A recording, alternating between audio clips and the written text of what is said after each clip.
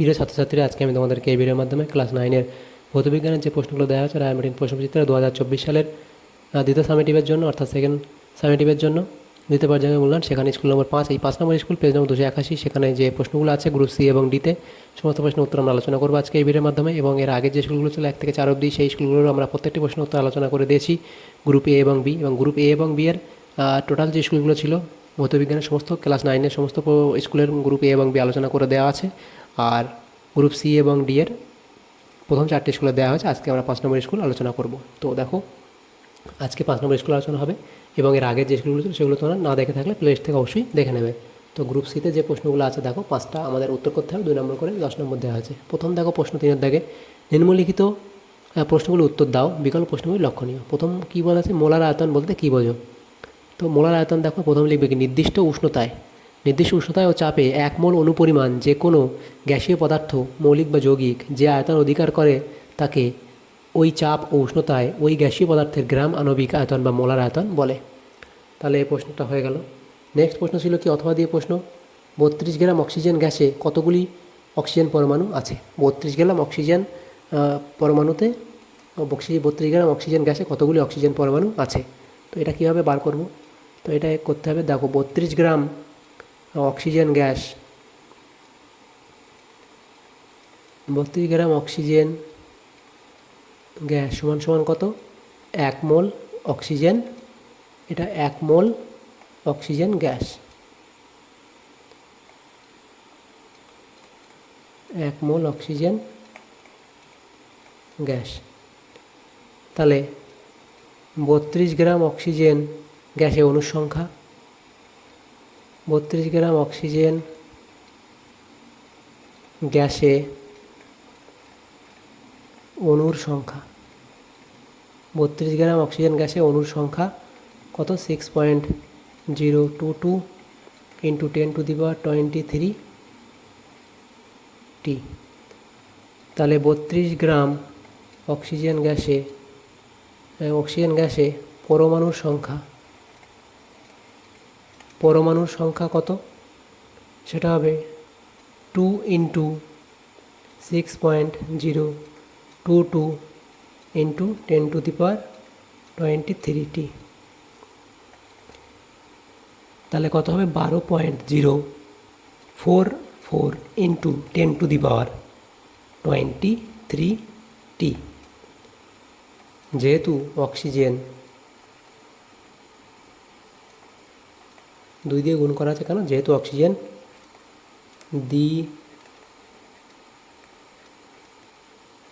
দ্বিপরমাণুক gas. অতএব নির্ণেয় oxygen পরমাণু সংখ্যা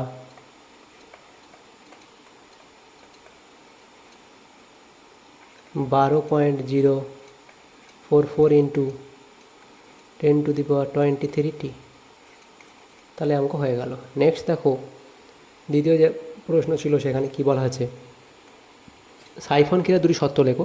তো লিখবে সাইফন ক্রিয়া শর্ত 1 নম্বর শর্ত লিখবে, বায়ুমণ্ডলের চাপের প্রভাবে সাইফন ক্রিয়া করে, বায়ুশূন্যে স্থানে ক্রিয়া করে না। মানে সাইফন ক্রিয়া বায়ুমণ্ডলের চাপের প্রভাবে সাইফন ক্রিয়া করে, অর্থাৎ বায়ুশূন্য স্থানে সেটি ক্রিয়া করে না। দ্বিতীয় লিখবে কি, যে পাত্র থেকে তরল স্থানান্তরিত করতে হবে সেই পাত্রের তরল তল থেকে বড় বাহুর প্রান্তটি নিচে থাকতে হবে। এই দুটো লিখবে। অথবা দিয়ে প্রশ্ন ছিল, জলের ফোঁটা গোলাকার হয় কেন? উত্তর লিখবে, জলের ফোঁটা গোলাকার হয় কেন? তো সেটা লিখবে কি, জলের ফোঁটা গোলাকার হয় কোনো নির্দিষ্ট আয়তনে গোলাকার পৃষ্ঠতলের ক্ষেত্রফল সর্বনিম্ন জলবিন্দু বা বৃষ্টির জলের ফোঁটা একই পৃষ্ঠটানজনিত বলের জন্য সবসময় তাদের মুক্ত পৃষ্ঠের ক্ষেত্রফল সংকুচিত করতে চায় বলেই জলবিন্দু বা বৃষ্টির জলের ফোঁটা গোলাকার হয়। তবে অভিকর্ষের প্রভাবে বড় জলের ফোঁটা একটু চ্যাপ্টা হয়। তৃতীয় প্রশ্ন কী ছিল দেখো, কোলয়েডীয় দ্রবণের বিস্তার মাধ্যম ও বিস্তৃত দশা বলতে কী বোঝো? বিস্তার মাধ্যম, কোলয়েড দ্রবণের যে দশার মধ্যে বিস্তৃত দশার কণাগুলি ছড়িয়ে থাকে তাকে বিস্তার মাধ্যম বলে। যেমন জলের মধ্যে চর্বি ও কেসিন কণাগুলি অসমসত্ত্বভাবে মিশে দুধ তৈরি হয়। এক্ষেত্রে জল হলো বিস্তার মাধ্যম, চর্বি বিস্তৃত দশা এবং কেসিন কলয়েডীয় দ্রবণের স্থায়িত্ব বৃদ্ধিকারী পদার্থ। এবং বিস্তৃত দশা সেটা কি? কলয়েড দ্রবণে যে দশাটি 10 সেন্টিমিটার থেকে 10 ন্যানো সেন্টিমিটার থেকে 10 সেন্টিমিটার ব্যাসযুক্ত বা 1 থেকে 100 ন্যানোমিটার অপর দশার মধ্যে সমভাবে ছড়িয়ে থাকে তাকে বিস্তৃত দশা বলে। পরের যে প্রশ্ন ছিল সেখানে কি 4 দাগের প্রশ্ন, নির্দেশক কি, উদাহরণ দাও। নির্দেশক কি? যে সকল পদার্থ অ্যাসিড, ক্ষার ও পোষাম দ্রবণে ভিন্ন ভিন্ন বর্ণ ধারণ করে এবং যারা নিজেদের বর্ণের পরিবর্তনের দ্বারা অ্যাসিড ক্ষারের বিক্রিয়ার সংক্ষিপ্ত সমাপ্তিক্ষণ নির্দেশ করে তাদেরকে অ্যাসিড ক্ষারক নির্দেশক বলে।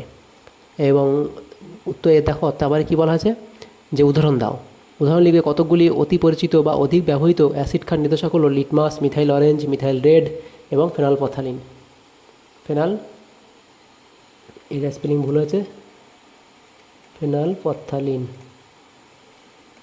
পরের যে পার্ট ছিল অথবা দিয়ে প্রশ্ন, একটি উপধর্মী অক্সাইড এর উদাহরণ দাও। Milk of magnesium. একটি উপধর্মী অক্সাইডের উদাহরণ দাও হলো একটি উপধর্মী অক্সাইড, সেটা হলো Al2O3, Al2O3 অথবা তোমরা দিতে পারো ZNO। আর মিল্ক অফ ম্যাগনেসিয়া কি? এটা হলো ম্যাগনেসিয়াম হাইড্রোক্সাইড, MgOH2। এটাকেই আমরা মিল্ক অফ ম্যাগনেসিয়া বলি, ম্যাগনেসিয়াম হাইড্রোক্সাইডকে। আচ্ছা, পরের প্রশ্ন 5 দাগের প্রশ্ন, সেখানে কি বলা আছে? কার্যহীন বল বলতে কী বোঝো? কার্যহীন বল কাকে বলে? দেখো, বস্তুর উপর প্রযুক্ত কোনো বল যখন বস্তুর সরণের অভিমুখের সঙ্গে লম্বভাবে প্রযুক্ত হয় তখন ওই বল কোনো কার্য করে না, ওই বলকে তখন কার্যহীন বল বলে। অর্থাৎ প্রযুক্ত বল বস্তুর সরণের অভিমুখের সঙ্গে সমকোণে ক্রিয়াশীল হলে কৃতকার্যের পরিমাণ শূন্য হয়, ওই বলকে কার্যহীন বল বলে। এই অবধি লিখবে। উদাহরণ দিতে হবে। উদাহরণ লিখবে, হাতে সুটকেস ঝুলিয়ে যদি সমতল রাস্তা দিয়ে হাঁটা যায় তবে এক্ষেত্রে অভিকর্ষ বলের অভিমুখ আর সুটকেসের সরণের অভিমুখের সঙ্গে সমভাবে থাকে, তাই অভিকর্ষ বল দ্বারা সুটকেসের ওপর কৃতকার্য শূন্য, অর্থাৎ এক্ষেত্রে অভিকর্ষ বল কার্যহীন বল। অথবা দিতে প্রশ্ন ছিল স্থিতিস্থাপক শক্তি বলতে কী বোঝো? উদাহরণ দাও। স্থিতিস্থাপক শক্তি, স্থিতিস্থাপক স্থিতিশক্তি কোনো বস্তুর আকৃতির পরিবর্তন হলে বস্তুটির মধ্যে আকৃতির পরিবর্তনের জন্য কার্য করার যে সামর্থ্য অর্জিত হয় তাকে স্থিতিস্থাপক স্থিতিশক্তি বলে। যেমন, তো এটা উদাহরণ তোমরা দিতে পারো যে একটি পাথরকে রবারের গুলতির মধ্যে দিয়ে গুলটিটিকে টেনে ছেড়ে দিলে পাথরটি দ্রুত গতিতে নিক্ষিপ্ত হয়। এখানে গুলতি দিয়ে রবারের ফিতেকে টেনে প্রসারিত করতে যে কার্য করতে হয় তা ওই প্রসারিত রবারের ফিতার মধ্যে স্থিতিশক্তি রূপে সঞ্চিত থাকে। এই স্থিতিশক্তিকে স্থিতিস্থাপক স্থিতিশক্তি বলে। এই সঞ্চিত স্থিতিস্থাপক স্থিতিশক্তি কাজে লাগিয়ে পাথরের টুকরোটিকে প্রচণ্ড গতিতে নিক্ষিপ্ত করতে পারে। তো এটা হচ্ছে উদাহরণ। তারপরে দেখো এখানে কি বলা হয়েছে, গ্রুপ ডি এর মধ্যে যে সমস্ত প্রশ্নগুলো আছে সেখানে দেখো প্রথম প্রশ্ন নিম্নলিখিত 4 দাগে কী বলা হয়েছে, নিম্নলিখিত প্রশ্নগুলির উত্তর দাও, বিকল্প প্রশ্নগুলি লক্ষণীয়। প্রথম প্রশ্ন কী বলা হয়েছে, 0.5 মোল জলের ভর কত গ্রাম? তো এটা কিভাবে আমরা করবো দেখো। তো আমরা জানি কি 1 মোল জলের অণুর ভর কত? 18 গ্রাম। তাহলে 0.5 মোল জলে অণুর ভর কত হবে? 18 × 0.5 হবে। তাহলে এটা গুণ করলে কত আসবে? 90 আসবে। পয়েন্ট একটা এখানে হবে, তাহলে 9 গ্রাম। তাহলে কত হবে? 9 গ্রাম। 0.5 মোল জলের ভর কত হবে? 9 গ্রাম। অ্যাভোগাড্রোর সংখ্যার গুরুত্ব লেখো। তাহলে গুরুত্ব এখানে লিখবে যে কোনো পদার্থের একটি অণু বা পরমাণুর প্রকৃত ভর নির্ণয়ের ক্ষেত্রে অ্যাভোগাড্রোর সংখ্যা প্রয়োজন হয়। পরের প্রশ্ন, কোনো পদার্থের নির্দিষ্ট পরিমাণ কত সংখ্যক পরমাণু বা অণু আছে, কোনো পদার্থের নির্দিষ্ট পরিমাণে কত সংখ্যক পরমাণু বা অণু আছে তা অ্যাভোগাড্রো সংখ্যার সাহায্যে নির্ণয় করা যায়। তৃতীয় লিখবে অ্যাভোগাড্রোর সংখ্যার সাহায্যে এসটিপিতে নির্দিষ্ট আয়তনে কোনো গ্যাসীয় পদার্থে উপস্থিত অণু বা পরমাণুর সংখ্যা জানা যায়। 4 নম্বর লিখবে অ্যাভোগাড্রোর সংখ্যার সাহায্যে বোলজম্যান ধ্রুবকের মান নির্ণয় করা যায়। তো এগুলো তোমাদের দেওয়া আছে, তো এর মধ্যে দুটো লিখলেই হবে। তো দ্বিতীয় প্রশ্ন কি, প্রান্তীয় বেগ কাকে বলে? এর রাশিমালা নির্ণয় করো। প্রান্তীয় বেগ কোনো অসীম দীর্ঘ সান্দ্র প্রবাহীর মধ্য দিয়ে পতনশীল কোনো বস্তু শেষ পর্যন্ত যে সর্বোচ্চ স্থির বেগ নিয়ে নিচে পড়ে তাকে বস্তুটির সীমান্ত বেগ বলা হয়। তো এর রাশিমালা এটা তোমরা করে, প্রান্তীয় বেগের রাশিমালা এটা এখানে দেওয়া আছে, তো তোমরা পুরোটা এখান থেকে দেখে নিও। পরের যে প্রশ্ন ছিল কি, পরের প্রশ্ন হচ্ছে এখানে ছিল আমাদের অথবা দিয়ে প্রশ্ন, 2 দাগের প্রশ্নে অথবা দিয়ে পৃষ্ঠটান কাকে বলে? বায়ু প্রবাহের সময় পতাকা পথপাত করে উড়ে কেন? অথবা দিয়ে প্রশ্ন ছিল 2 দাগে লিখবে তরলের মুক্ত পৃষ্ঠে একটি কাল্পনিক রেখার প্রতি একক দৈর্ঘ্যে ওই রেখার সঙ্গে লম্ব হবে পৃষ্ঠতলের স্পর্শক বরাবর এবং রেখার উপর পাশে যে বল ক্রিয়া করে তাকে ওই তরলের পৃষ্ঠটান বলা হয়। তো তারপরের যে পাঠ ছিল বায়ু প্রবাহের সময় পতাকা পথ করে ওড়ে, কেন লিখবে বায়ু প্রবাহ হলে পতাকা পথ করে ওড়ে, কারণ বায়ু প্রবাহের সময় পতাকার দুপাশে বায়ুর বেগ অনবরত পাল্টাতে থাকে, এর ফলে পতাকার দুপাশে বায়ুচাপের পার্থক্যও অনবরত পাল্টাতে থাকে, তাই বায়ু প্রবাহ হলে পতাকা পথ করে ওড়ে। নেক্সট 3 দাগে প্রশ্ন ছিল সল কি, তো লিখবে কঠিন বিস্তৃত দশা ও তরল বিস্তার মাধ্যম দ্বারা গঠিত কোলয়েড সিস্টেমকে সল বলে। এবং কি বলা হয়েছে যে যেমন সলের উদাহরণ কি, গোল্ড সল, সালফার সল, আর্সেনিয়াম সালফাইড সল প্রভৃতি। আর দ্রাব্যতা লেখো এর দুটি উপযোগিতা লেখো, দ্রাব্যতা লেখো এর উপযোগিতা। তো কোনো দ্রাব্য এক নির্দিষ্ট উদ্ধৃতায় তরলে কোনো কঠিন পদার্থের দ্রাব্যতা এই লেখ থেকে নির্ণয় করা যায়। এটা হবে উষ্ণতায়। উষ্ণতার পরিবর্তনের সঙ্গে সঙ্গে বিভিন্ন পদার্থের দ্রাব্যতার কীরূপ পরিবর্তন হয় তা এই লেখ থেকে জানা যায়। এটা উষ্ণতা হবে, নির্দিষ্ট উষ্ণতায়। একই উষ্ণতায় 2 বা ততোধিক পদার্থের দ্রাব্যতার তুলনা করা যায়। কোনো সম্পৃক্ত দ্রবণকে শীতল করলে কী পরিমাণ কঠিন দ্রাব্য কেলাসিত হবে তা জানা যায়। 5 নম্বর লিখবে কি, দুটি পদার্থের মিশ্র দ্রবণের এটা দ্রবণের উষ্ণতা কমালে কোন পদার্থটি আগে দ্রবণ থেকে পৃথক হবে তা জানা যায়। তো এভাবে এগুলো তোমরা লিখে দিতে পারবে। তো পরে 4 দাগের যে প্রশ্ন ছিল, 4 দাগের 4 প্রশ্ন, HNO3-কে কীভাবে শনাক্ত করবে, বিক্রিয়া সহ লেখো। HNO3-কে কীভাবে শনাক্ত করবে, বিক্রিয়া সহ লেখো। দেখো এখানে সেটা দেওয়া আছে, HNO3-কে কীভাবে শনাক্ত করবে, বিক্রিয়া সহ লেখো। তো নাইট্রিক অ্যাসিডের শনাক্তকরণ বলে লিখবে যে সিক্ত পরীক্ষা, একটি পরীক্ষা নলে সামান্য পরিমাণ লঘু নাইট্রিক অ্যাসিড নিয়ে তাতে সমায়তন সদ্য প্রস্তুত ফেরাস সালফেটের জলীয় দ্রবণ যোগ করে ঠান্ডা করা হয়। এরপর পরীক্ষা নলের গাঢ় সালফিউরিক অ্যাসিড ধীরে ধীরে যোগ করা হয় এবং পর্যবেক্ষণ কী হবে, গাঢ় সালফিউরিক অ্যাসিড এবং জলীয় দ্রবণের সংযোগস্থলে একটি বাদামি বর্ণের বলয় উৎপন্ন হয়। বাদামি বর্ণের যৌগটি হলো FeH2O5NO4। তো এটা দেখো এর যে বিক্রিয়া সেটা এখানে দেওয়া আছে ডিটেলস, তো এটা তোমরা দেখে নেবে এখান থেকে। এর রাসায়নিক নাম পেন্টা অ্যাকোয়া নাইট্রোসোনিয়াম আয়রন সালফেট, এটা হলো এর রাসায়নিক নাম FeH2O5NOS4।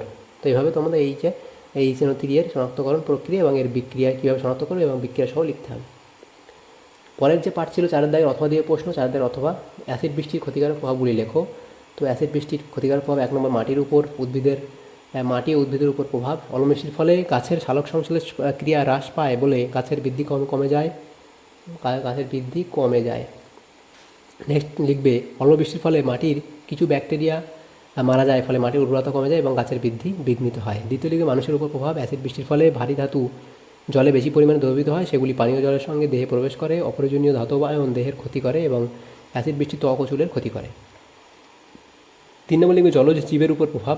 অম্লবৃষ্টির কারণে পুকুর, হ্রদ, বিল ইত্যাদি জলে পিএইচের মান কমে এবং অ্যাসিড জলে জলজ উদ্ভিদ ও প্রাণীর উৎপাদন ব্যাহত হয়। দ্বিতীয় লিখবে অ্যাসিড বৃষ্টির ফলে জলে দ্রবণীয় Al3+, Fe3+ ইত্যাদির পরিমাণ বৃদ্ধি পায়, ফলে Al বিষক্রিয়ায় মাছের কানকর ক্রিয়া হ্রাস পায় এবং মাছের মৃত্যু ঘটে। 4 স্থাপত্য ও ইমারতের উপর প্রভাব সেটা লিখবে এবং তার যে ইকুয়েশান সেটা এখানে সমীকরণ দিতে হবে বিক্রিয়া। তারপরের যে প্রশ্ন ছিল দেখো সেখানে কি বলা হয়েছে, এখানে পরের প্রশ্ন যেটা ছিল সেটা হচ্ছে কি, আচ্ছা 5 দাগের প্রশ্ন দেখাও, যে অবাধে পতনশীল বস্তু যান্ত্রিক শক্তি সর্বাধিক দুর্লভ। তো এটা তোমরা বই থেকে পেয়ে যাবে, এটা তোমরা লিখে নিও। অথবা দিয়ে যে প্রশ্ন ছিল সেটা হচ্ছে বাধাহীনভাবে 100 গ্রাম ভরের একটি বস্তু কোনো উঁচু স্থান থেকে পড়তে থাকলে পতন আরম্ভের 5 সেকেন্ড পরে বস্তুর গতিশক্তি কত হবে। তো এই অঙ্কটা আমরা করে দিই।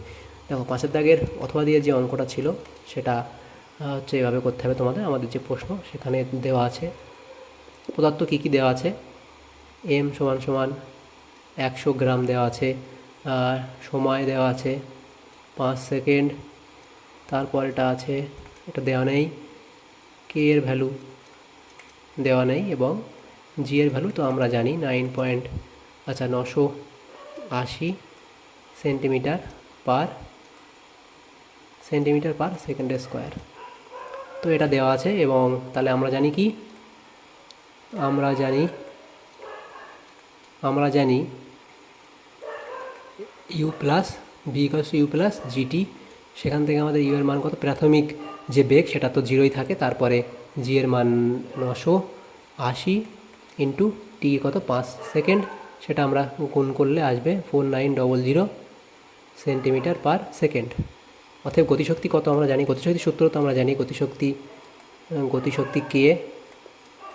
কে equals to half mv square, এটা আমরা জানি গতিশক্তি সূত্র। তো এর মধ্যে আমরা জানতে হবে, না জানলে কিন্তু অঙ্ক করতে পারবো না। তো হাফ ইন্টু এম এর মান কত 100 গ্রাম দেওয়া আছে প্রশ্নতে, এম এর মান 100 গ্রাম, এবং এখানে দেখো এম এর মান কত দেওয়া আছে 100 গ্রাম, তারপর ভি স্কোয়ার, ভি এর মান 4900, তাহলে স্কোয়ারের মান আমরা দুবার এটা লিখে দিই একেবারে 4900, দুবার করে লিখে দিলাম, স্কোয়ার ছিল যেহেতু। তো তারপর এটা আমরা 2 দিয়ে কাটবো, কাটলে চলে যায় কত 50 ইন্টু 49 ইন্টু 49 ইন্টু 10⁴ করে নিতে পারি, 4টা 0 ছিল, সেটা আসবে এখানে। এবং এটা আমাদের গুণ করলে কত আসবে 120, এটা আমরা গুণ করার পরে আসছে 120.05 ইন্টু 10⁴টাকে আমরা 10⁷ নিয়ে যাচ্ছি। এত আর্গ 10⁷ ওই কারণেই নিয়েছি, আর্গে নিয়ে যাব বলে, এবং এত ইন্টু 10⁷ আর্গ মানে এটাকে আমরা জুলে প্রকাশ করতে পারবো, 120.05 জুল। আর্গ থেকে জুলে কনভার্ট করতে হবে, সেটা আমরা করে নিলাম। অতএব আমাদের উত্তর হবে কি, পতন আরম্ভের 5 সেকেন্ড পরে গতিশক্তি হবে, পতন আরম্ভের 5 সেকেন্ড পরে গতিশক্তি হবে 120.05 জুল। তাহলে দেখো এখানে যে সমস্ত প্রশ্নগুলো ছিল সমস্ত প্রশ্নের উত্তর আমরা আলোচনা করলাম আজকে গ্রুপ সি এবং ডিতে। তো এই প্রশ্নটা ছিল যেটা এটা অবাধে পদার্থের বস্তু যান্ত্রিক শক্তি সর্বদা ধ্রুবক থাকে, এটা তোমার বই থেকে পেয়ে যাবে। তো যদি তোমাদের সামনেতম উপকার এসে থাকে ভিডিওটা, অবশ্যই এটা লাইক করবে আর বেশি বেশি করে বন্ধুদের সাথে শেয়ার করবে, এবং পরবর্তী স্কুলে প্রশ্নোত্তরগুলো পাওয়ার জন্য অবশ্যই আমাদের চ্যানেলটাকে সাবস্ক্রাইব করে রাখবে। Thanks for watching.